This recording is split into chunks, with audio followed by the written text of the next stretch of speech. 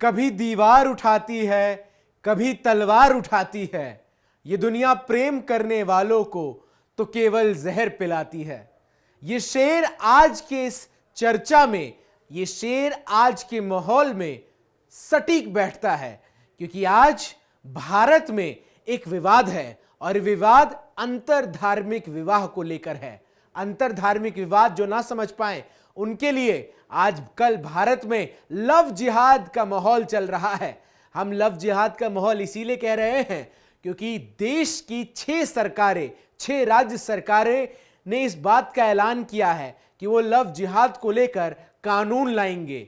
Love जिहाद क्या होता है ये हम आपको आज बताएंगे। भारत का संविधान विवाह को लेकर क्या कहता है ये हम आपको बताएंगे, और हम बताएंगे कि क्या वास्तविकता में लव जिहाद जैसा कोई कानून बनाया जा सकता है और क्या है इस कानून से जुड़े बड़े सवाल। नमस्कार, मैं हूं चंदन भारद्वाज और आप देख रहे हैं जेके 24/7 न्यूज का ये सोशल प्लेटफॉर्म। संविधान क्या कहता है?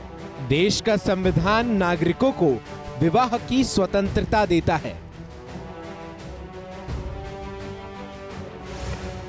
संविधान वयस्क होने के बाद देश के किसी भी नागरिक को अपना जीवन साथी चुनने की आजादी देता है।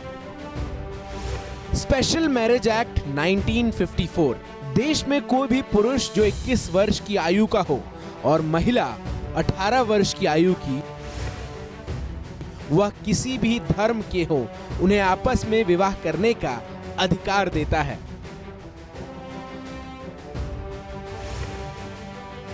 संविधान में दो धर्मों के बीच विवाह से संबंधित कोई रोक टोक नहीं है। अंतर धार्मिक विवाह का बवाल, या इसे आप लव जिहाद का बवाल कह सकते हैं, पूरे देश में इस वक्त लव जिहाद को लेकर बहस छिड़ी हुई है। हरियाणा, उत्तर प्रदेश, मध्य प्रदेश, कर्नाटक जैसे 6 राज्य कानून बनाने की बात कर चुके हैं लव जिहाद के खिलाफ। कानून में 5 साल तक की सजा का प्रावधान का जिक्र किया गया है। इसके अलावा यदि 2 धर्मों के लोगों को विवाह करना है तो 1 महीने पहले उन्हें जिला अधिकारी से मंजूरी लेनी होगी।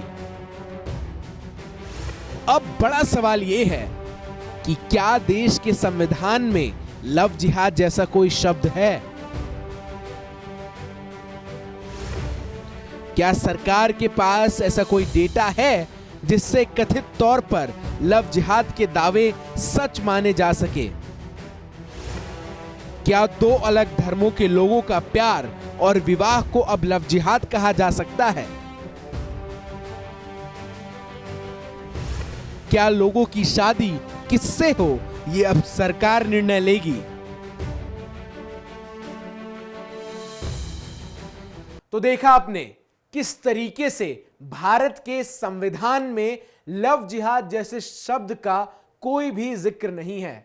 कैसे भारत के ही केंद्रीय गृह राज्य मंत्री जीएस रेड्डी ने संसद में 2020 फरवरी में कहा था कि लव जिहाद से संबंधित कोई भी प्रावधान देश के कानून में नहीं है और किसी भी सेंट्रल एजेंसी के पास ऐसा कोई डेटा उपलब्ध नहीं है, ना ही इसे परिभाषित किया गया है।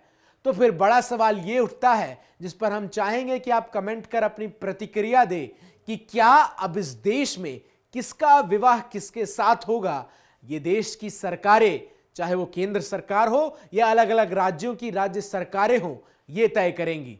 यदि आप इस वीडियो को YouTube पर देख रहे हैं तो नोटिफिकेशन का आइकन दबाकर हमारे चैनल को सब्सक्राइब करें। यदि Facebook पर देख रहे हैं तो हमारे Facebook पेज को लाइक करें और वीडियो के नीचे कमेंट कर अपनी प्रतिक्रिया साझा करें।